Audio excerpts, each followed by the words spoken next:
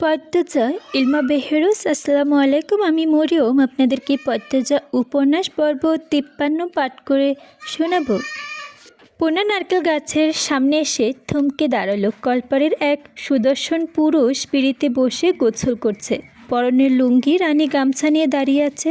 কে যেন বলছে। পুনা ব্যাগ রেখে হা করে সে যুবকের পরখ করে। সুঠাম সুগঠন শরীর, মায়াবী ফর্সা স্বাস্থ্যোজ্জ্বল ত্বক, প্রশস্ত বুকে ঘন পশম, চওড়া পিঠ, শক্ত পোষ দেখতে, 2 হাত, ডান হাতে ছোট কলস নিয়ে মাথায় পানি ঢালছে। জল থেকে চুল আর সেই চুল থেকে কপাল, কপাল থেকে ঠোঁট এবং ঠোঁট থেকে বুক বেরিয়ে গড়িয়ে পড়ছে। হঠাৎ চুল ছাঁকি দিয়ে উঠল, জলের ছিটে ছড়িয়ে পড়ে চারিদিকে। রানী যুবতীটিকে বকতে বকতে দূরে সরে দাঁড়ালো। যুবকটি আবারও মাথায় পানি ঢেলে চুল ছাঁকায়। উদ্দেশ্য রানী ভিজিয়ে দেওয়া। পূর্ণা মুগ্ধ হয়ে গেল। সে দ্রুত মাটিতে ব্যাগ রেখে ওড়না ঠিক করে চুলের খোপা খুলে দিল। ঠোঁট জুড়ে হাসি ফুরিয়ে কলপারের দিকে হেঁটে গেল। তার চোখের দৃষ্টি দেখলে যে কারো মনে হবে পূর্ণা অপরিচিত এই যুবকটিকে চোখ দিয়ে পিষে ফেলেছে। কলপারের পাশে ভেজা কাদা ছিল। পূর্ণা পা রাখতেই পিছলে পড়ে গেল। ধপ্পার শব্দ শুনে যুবকটি লাফিয়ে উঠে ভরাট কণ্ঠে চিৎকার করে উঠল, বোয়াল মাছ, বোয়াল মাছ। ঘটনাটি পদ্মজার চোখে পড়তে সে দৌড়ে আসে। রানী আকস্মিক ঘটনায় হতভম্ব।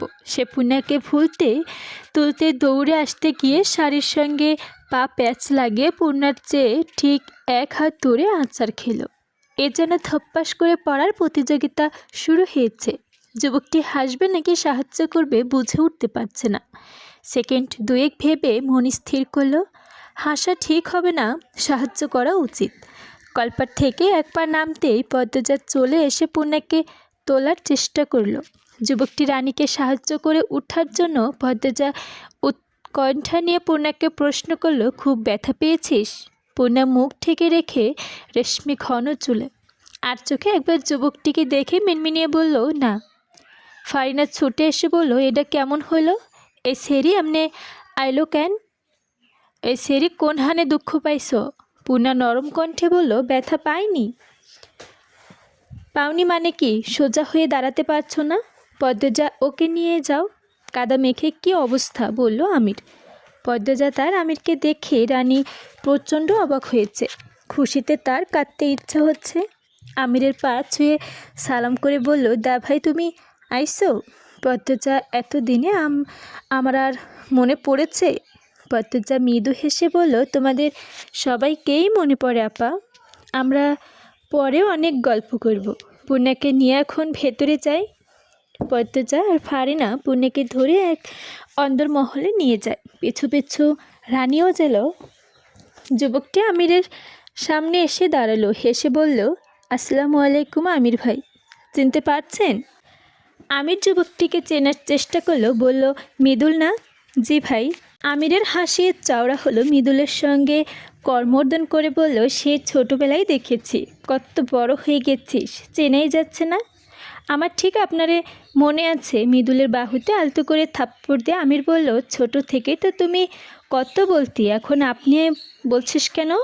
মৃদুল এক হাতে ঘাড় ম্যাসেজ করে হাসলো। এরপর বলল, 16-17 বছর পার, দেখা হইতেছে না তো। তো কি হয়েছে তুমি বলো, সম্বোধন করি। গোসল করছিলে নাকি? জি, কাপড় পাল্টে আয়, অনেক আলাপ হবে। আচ্ছা ভাই। নারকেল গাছের পাশটি ব্যাগ পড়ে থাকতে দেখে এগিয়ে গিয়ে সেটা অন্দরমহলের দিকে নিয়ে গেল আমি। বৈঠকখানায় বসে আছে পদ্মজা। পূর্ণার কোমরে পায়ে গরম সরিষার তেল মালিশ করে দিয়ে বিশ্রাম নিতে বলেছে। হুমকি দিয়ে এসেছে, ঘর থেকে বের হলে একটা মারও মাটিতে পড়বে না। পূর্ণার মুখ দেখে মনে হচ্ছে আর বের হওয়ার সাহস করবে না। বেশ জোরেই পড়েছে।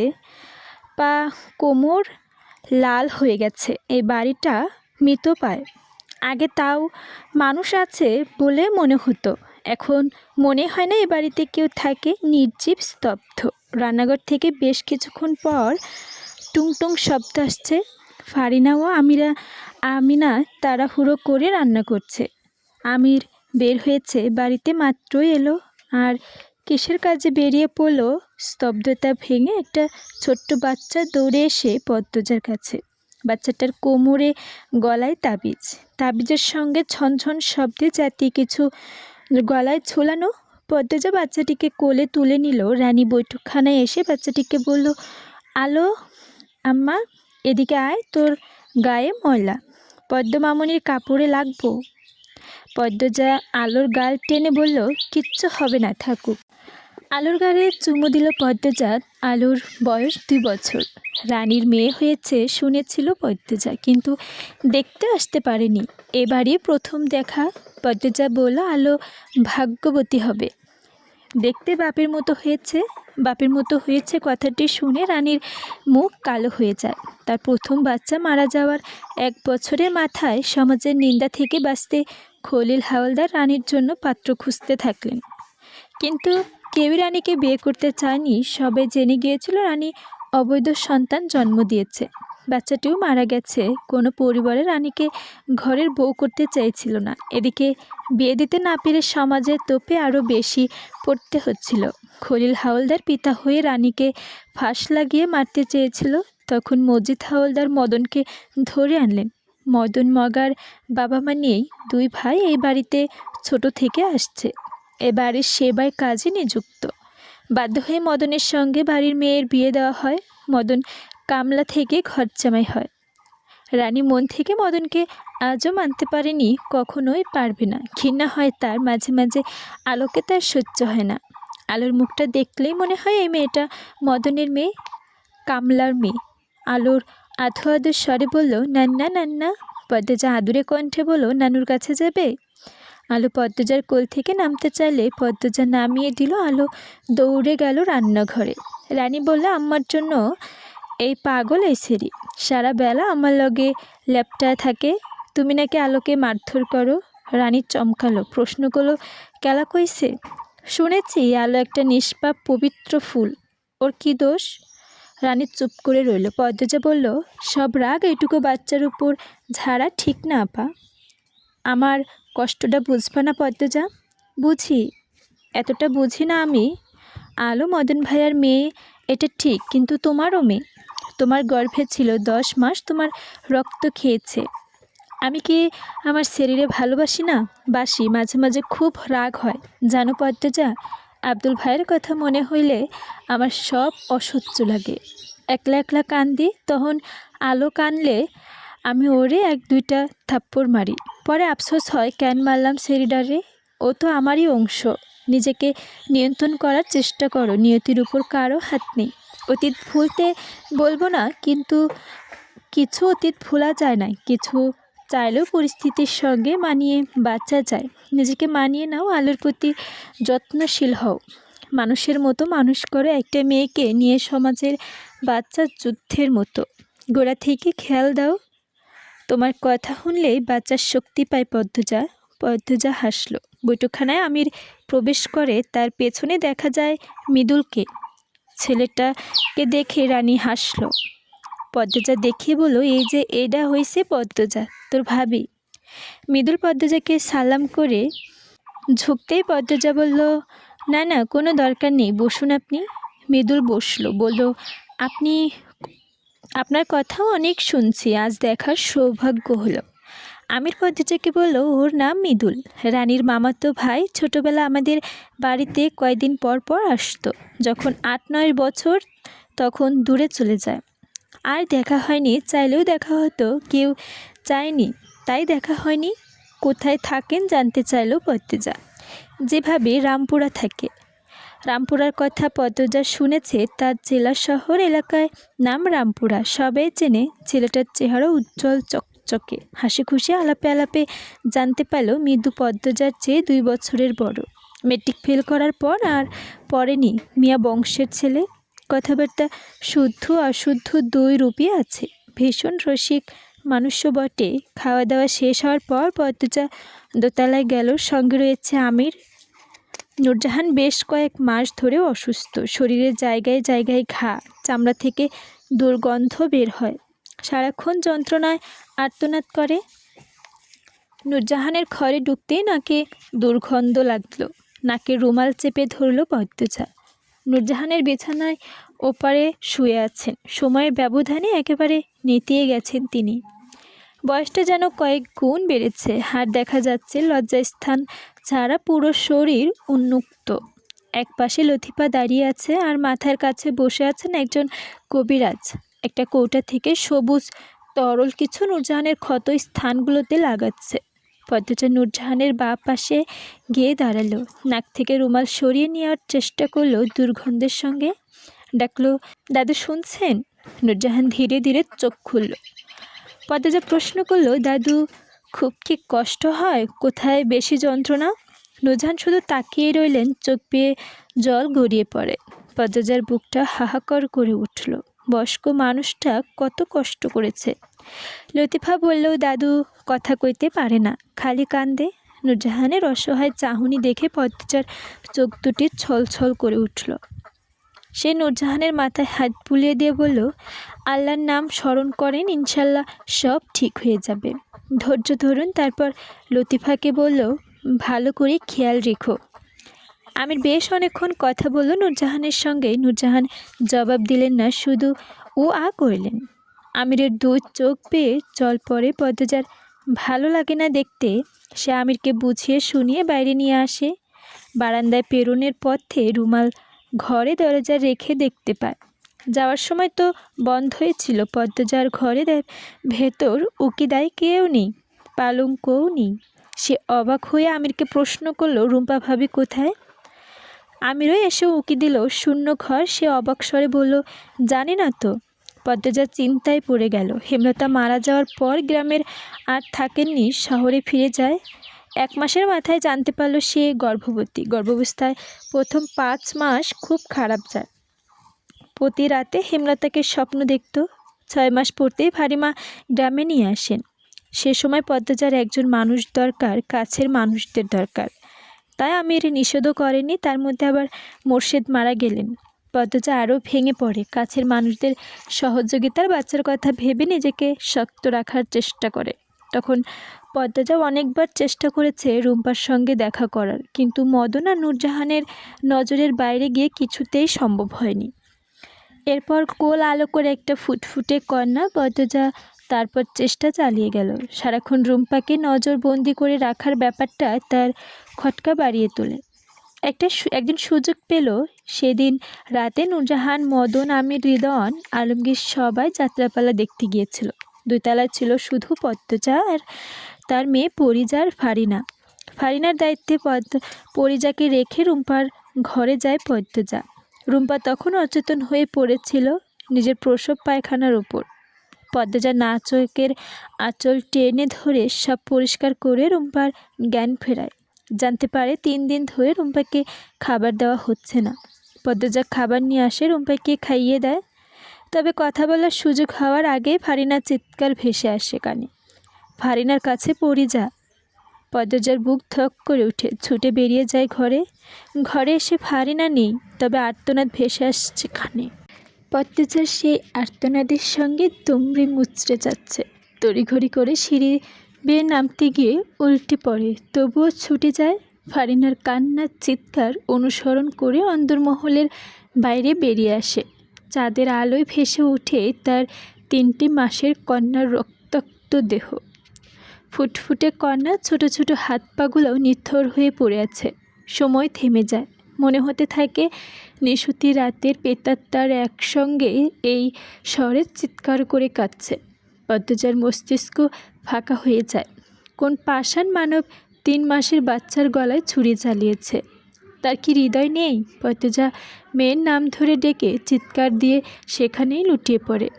পুলিশ আসে, তদন্ত হয়। সেদিন ফারিনার দরজা খোলা রেখে ঘুমিয়ে পড়েছিলেন। হঠাৎ করে ঘুম ভেঙে যায়। তিনি হাত বাড়িয়ে বুঝতেই পারেন না তার পাশে পরিচা নেই। দ্রুত উঠে বসেন। পদ্মজা নিয়ে গেল নাকি ভাবতে ভাবতে নাতিনকে খুঁজতে থাকেন। বারান্দা থেকে বাইরে চোখ পড়তেই দেখতে পেলেন একজন মোটা কালো লম্বা চুলের লোক দৌড়ে পালাচ্ছে। খালি জায়গায় কাঁথায় মোড়ানো কিছু একটা পড়ে আছে। ফারিনা ছুটে বাইরে বেরিয়ে আসেন। নাতনির রক্তাক্ত দেহ দেখে চিৎকার করেন। পুলিশ কোনো কিনারা খুঁজে পায়নি। পরের দিনগুলো বিষাক্ত হয়ে ওঠে। পদ্মজা মাঝরাতে চিৎকার করে কেঁদে উঠত, খাওয়া দাওয়া একদমই করতো না। মাঝরাতে মেয়ের কবরে ছুটে যেত। আমির পদ্মজাকে নিয়ে হাওলদার বাড়ি থেকে দূরে সরে আসে। প্রায় 1 বছর পর পদ্মজা মানসিকভাবে বিপর্যস্ত ছিল। তারপর বুকে ব্যথা নিয়ে সারা জীবন ফিরে আসে। মনে মনে প্রতিজ্ঞা করে একদিন ফিরবে অনন্দপুর। সেই নিষ্ঠুর খুনিকে খুঁজে বের করে শাস্তি দেবেই। জানতে চাইবে কিসের দোষে তার 3 মাসের কন্যাকে বলি হলো। ছোট্ট শিশুটি কি ক্ষতি করেছিল? কেউ জানুক আর নাইবা জানুক, পদ্মজা জানে হাওলদার বাড়িতে আসার প্রধান উদ্দেশ্য পরিজার খুন করে বের করা। সে শতভাগ নিশ্চিত এই বাড়ির কেউ না কেউ জড়িত এই খুনের সঙ্গে। শুধু বের করার পালা। পুরনো কথা মনে হতেই পদ্মজার চোখ বেয়ে জল গড়িয়ে থাকলো। আমির জল মুছে দিয়ে বলল, বোধহয় 3 তলা রাখা হয়েছে। পদ্মজা 3 তলার সিঁড়ির দিকে তাকালো। শুনেছে 3 তলার কাজ নাকি সম্পূর্ণ হয়েছে। নতুন অনেকগুলো ঘর হয়েছে। তবে আর কথা বাড়ালো না। এখন গোসল করতে হবে, আজান পড়বে। আজ রাত থেকে সে নিশাচর হবে। 1 মুহূর্তও নষ্ট না করে সব রহস্যের জাল কাটতে হবে। এটাই তার নিজের সঙ্গে নিজের প্রতিজ্ঞতা। আমি ডাকলো, কি হলো, কি ভাবো? পদ্মজা আমিরের দিকে একবার তাকালো, চাহনি অস্থির করে বলল, কিছু না, ঘরে চলুন। কিছু তো ভাবছিলে? এতদিনের জন্য গ্রামে এসেছি, চাকরিটা থাকবে তো? থাকবে না কেন? রফিক কতটা সম্মান করে আমাকে দেখনি? আর তোমার যোগ্যতা কি কমতি আছে? যেখানে ইচ্ছা সেখানেই চাকরি হবে। পদ্মজা থমকে দাঁড়ালো। আমিরের দিকে তাকিয়ে হেসে বলল, আপনি যেখানে ইচ্ছা সেখানে চাকরি করতে দিবেন? আমির হেসে বলল, তা তো অবশ্য দেব না, পরন্ত বিকেলে শীতের শীতল বাতাসে শরীর কাটা দিচ্ছে। পদ্মজা শাল গায়ে জড়িয়ে দিয়ে পা রাখলো নিচতলা ফারিনার ঘরে। ফারিনা কাঁথা সেলাই করছিলেন। পদ্মজাকে দেখে 2 পা ভাঁজ করে বসে উল্লাস করে বললেন, তুমি আইসো? পদ্মজা ঘরে ঢুকতে ঢুকতে বলল, জি আম্মা। কাঁথা সেলাই করছিলেন নাকি? আমি সাহায্য করি। না না, তুমি এসব পারবা না, সুই লাগবো হাতে। কিছু হবে না আম্মা, প্রতিদিনই সেলাই করা হয়। ফারিনা অবাক হয়ে জানতে চাইল, তুমি কাঁথা সেলাও? পদ্মজা বলল, ওই একটু। ক্যারে, আমার থাকতে তুমি সেলাও ক্যারে? তোমার সতাম্মায় তো নকশি কাঁথা সেলায়, হ্যাঁ থাকতে তোমার সেলাই করা লাগে ক্যারে? ফারিনা পদ্মজার হাতে 1 হাত সুই টেনে নিয়ে বলল, আম্মা মারা যাওয়ার পর 2 বছর আমি কেমন অবস্থায় ছিলাম জানেনই তো। সে অবস্থায় আমার পক্ষে আমার পরিবারের জন্য কিছু করা সম্ভব ছিল না। তখন উনি পর হয়েও সৎমা হয়েও নিজের ঘাড়ে সব দায়িত্ব তুলে নিলেন। কিন্তু যতটুকু করতেন ততটুকুতে পরিবার চলতে গিয়ে হিমশিম খেত। তাই আমিও চেষ্টা করেছি একটু নকশি কাঁথার পরিমাণটা বাড়ানো যায়। পদ্মজা ফুলের পাপড়ির মতো ফোলায় ফোলায় 2টি ঠোঁট হাসি ফুটে উঠল। সেই হাসিতে পরম সুন্দরীর মুখমণ্ডল যেন আলোকিত হয়ে উঠল অল্প আভায়। ফারিনা অবাক হয়ে সেই হাসি দেখল। মন দিয়ে কাঁথায় ফুল তুলছে পদ্মজা। দাঁত দিয়ে সুতো কেটে ফারিনার দিকে তাকালো। পদ্মজার নিখুঁত নাক, নিখুঁত চোখ পদ্মজার এক দৃষ্টে তাকিয়ে আছেন। পদ্মজা ডাকলো, আম্মা। ফারিনা সদ্বেগ ফিরতে প্রশ্ন করলেন, তুমি নাকি শহরে কাম করো? পদ্মজা হাসল, করা হয়। প্রেমা পান্ত দুজনেই পড়াশোনা করে। লেখাপড়ার খরচ কত? আর পূর্ণা তো পড়ালেখার চেয়ে বেশি খরচ করে। ফেলে শাড়ি অলংকার কিনতে হয়। আম্মা নেই, বাধা দিতে কষ্ট হয়। তাই উনি নিজের সব সঞ্চয় উজাড় করে দেন আমার 3 ভাই বোনকে। টাকা তো থাকে না, তাই চাকরি নিতে হলো। 2 বোনের বিয়ে দিতে হবে না? আমার তো ফরজ কাজ বাকি, তার জন্য টাকা জমাতে হচ্ছে। আর ওনার নকশি কাঁথার সঙ্গে সঙ্গে বেতন কিছুটা অংশ মিলিয়ে পাঠিয়ে দেয়। বেশ ভালোই আছে। উনি আছেন বলে আমার মাথার উপরে চাপটা কমেছে। বাসন্তী অনেক ভালো। আমি হ্যার চেয়ে 4 বছরের বড়। মেলা সম্মান করে আমারে। আচ্ছা, আমির তোমারে বাড়ি কাম করতে দিছে? এই প্রশ্নে পদ্মজা কপাল চাপড়ে বলল, আর বলবেন না আম্মা, কি যে যুদ্ধ করতে হয়েছে। শেষমেশ রাজি হয়েছে, কিন্তু ওনার অফিসে নাকি চাকরি করতে হবে। ওনার অফিসে চাকরি নিলে উনি আমাকে কোনো কাজ করতে দিতেন, টাকা ঠিকই মাস শেষে হাতে গুঁজে দিতেন। ঘুরে ফিরে স্বামীর টাকায় বাপের বাড়ি খায় কাটাটা আত্মসম্মানে সঙ্গে লেগে যেত। এ নিয়ে 3 দিন আমাদের ঝগড়া ছিল, আলাদা থেকেছি, কেউ কারোর সঙ্গে কথা বলিনি। ফারিনা বেশ আগ্রহ পাচ্ছে, উৎকুশ হয়ে জানতে চাইলেন এরপরে কি হলো, কাম করতে দিচ্ছে কেমনি।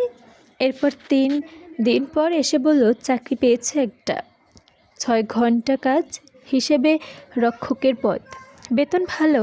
জানেন আম্মা, আমি ভীষণ অবাক হয়েছি, এত কম সময়ে চাকরি, আবার বেতনের তুলনায় বেশি। এরপর জানতে পারি ওনার পরিচিত একজন অফিসে চাকরি বন্দোবস্ত করেছেন। উনি চান না আমি বেশি সময় বাহিরে থাকি। এবার জেদ ধরেও বসেছিলাম, এভাবে সব ঠিক হয় ইনশাআল্লাহ আম্মা, পুনার বিয়েটা ধুমধাম হয়ে যাবে। প্রেমার তো দেরি আছে, অনেক পড়বেও। ফারিনা পদ্মজার মাথায় হাত বুলিয়ে বললেন, আল্লাহ 1000 বছর বাঁচায় রাখুক। আম্মা, রুম্পা ভাবি কি 3 তলায়? হ, আজ দেখতে যাব ভাবছি। চাবিটা কার কাছে? ফারিনা মুখ গুমটো করে বললেন, হ্যাঁ, ঘরে যাওয়ার দরকার নাই, হৃদন চাবি দিবে না। ওরা আর আমার আরে দাম দেয় না, যেমন ইচ্ছা চলে। দিবে না মানে? আপনি গুরুজন, আপনাকে দিতে বাধ্য। চাইছিলাম একবার, যা ইচ্ছা কইরা দিছে। ফারিনার মুখে আধার নেমে আসে, তিনি নির্বিকার ভঙ্গিকে বললেন, চাবি চাওয়ানের লাগা হৃদন হ্যার আমারে মারছে। পদ্মজার চোখ দুটি বড় বড় হয়ে যায়। সে কি, মায়ের গায়ে হাত তুলছেন? ফারিনা কাঁথা সেলাই করতে করতে বললেন, নিজের মা আর কই থাইকা। এই চেহারার মাথা খারাপ, অমানুষ। বাড়ির অন্যরা কিছু বলেনি? অন্যরা কারা? আব্বা, চাচা, বড় ভাই কেউ কিছু বলেনি? বাকিদের কথা জানি না, তোমার শ্বশুর তো নিজের শকুনের বাচ্চা। পদ্মজার চমকে তাকালো। ফারিনা চকিতে চোখ তুলে তাকালেন। তিনি মুখ ফুসকে বলে ফেলেছেন। দুজন দুজনের দিকে অনেকক্ষণ তাকিয়ে রইল। পদ্মজা প্রশ্ন করে আগে ফারিনা বলল, পূর্ণায় গাছে উঠেছে, সকালে আশ্রয় খাইলেও বিকেলে আশ্রয়তে উঠা গেছে। সেইডারে কয়ডা মাইর দিও। পদ্মজা স্পষ্ট বুঝতে পেরেছে তার শাশুড়ি আগের কথাটা ধামাচাপা দেওয়ার চেষ্টা করছে। সে আগ বাড়িয়ে কথা বলতে পারল না, মৃদু কণ্ঠে বলল, আমি আসি। যাও। পদ্মজা দরজা অবধি এসে ফিরে তাকালো। ফারিনা দ্রুত দৃষ্টি ঘুরিয়ে নিলেন। পদ্মজা ঘর ছাড়লেই তিনি হাঁপ ছেড়ে বাঁচলেন। পদ্মজা উদাসীন হয়ে হাঁটছে ভাবছে, আম্মা কেন নিজের স্বামীকে শকুনের বাচ্চা বললেন। পদ্মজার সামনে নিল নিজেকে। এখন এসব ভাবা যাবে না, হৃদনের কাছ থেকে চাবি নিতে হবে। সে হৃদনের ঘরের সামনে এসে দরজার শব্দ করতেই উপাস থেকে পুরুষালী কণ্ঠেও ভেসে আসলো, কে? পদ্মজার জবাব না দিয়ে আরও জোরে শব্দ করল। হৃদন কপাল কুঁচকে দরজা খুলল। পদ্মজাকে দেখে কপালের ভাঁজ মিলিয়ে যায়। ঠোঁটে ফুটে উঠে হাসি, মোটা হয়েছে আগের চেয়ে, গলা ভর্তি ঘন দাড়ি, 1-2 চুল পেকেছে। সে খুশিতে গদগদ হয়ে বলল, আরে বাপরে, পদ্মজা আমার দুয়ারে এসেছে। পদ্মজা সোজাসুজি বলল, রুম্পা ভাবির ঘরের চাবি দিন। হৃদন দরজা ছেড়ে দাঁড়ালো। এতদিন পর এসেছ আবার আমার ঘরের সামনে, ভেতরে আসো, বসো, তারপর কথা বলি। আমি আপনার সঙ্গে কথা বলতে আসিনি, দয়া করে আর চাবিটা দিন। চাবি তো দেব না, কি সমস্যা? হৃদন পদ্মজার কাঁধে হাত রেখে বলল, আরে ঘরে আসো তো আগে। পদ্মজা এক ছটকায় হৃদনের হাত সরিয়ে দিল। চোখ গরম করে তাকিয়ে বলল, চাবি দিন। চোখ দিয়ে তো আগুন ঝরছে, কিন্তু আমি তো ভয় পাচ্ছি না। চাবি আমি দেব না। না। হৃদন আড়মোড় ভেঙে আয়েসি ভঙ্গিতে বলল, না। পদ্মজা আর কথা বাড়ালো না, চলে গেল। হৃদন পিছু ডেকেছে, সে শোনেননি। মগাকে দিয়ে পাথর আনিয়ে সোজা গেলেন 3 তলায়। মদন একটা ঘরের সামনে চেয়ার নিয়ে বসেছিল। তাহলে এই ঘরে রুম্পা আছে। সেই ঘরের সামনে এসে দাঁড়াতেই মদন বিনয়ের সঙ্গে বলল, কোনো কাম আসিল ভাবি? পদ্মজা নির্বিকার ভঙ্গিতে বলল, তালা ভাঙবো মগা, তালা ভাঙো। মদন 2 হাত মেরে দরজার সামনে দাঁড়ালো। হৃদন ভাইয়ের কাছে চাবি আছে, তার কাছ থেকে লয়ে আহেন, তালা ভাঙেন না। উনি আমাকে চাবি দেননি, তাই আমি তালা ভাঙবো, আপনি সরে দাঁড়ান। না ভাবি, এটা হয় না, আমার উপরে এই ঘরটা ভাড়া দিছে। আপনি সরে দাঁড়ান। পদ্মজা কথাটা বেশ জোরেই বলল।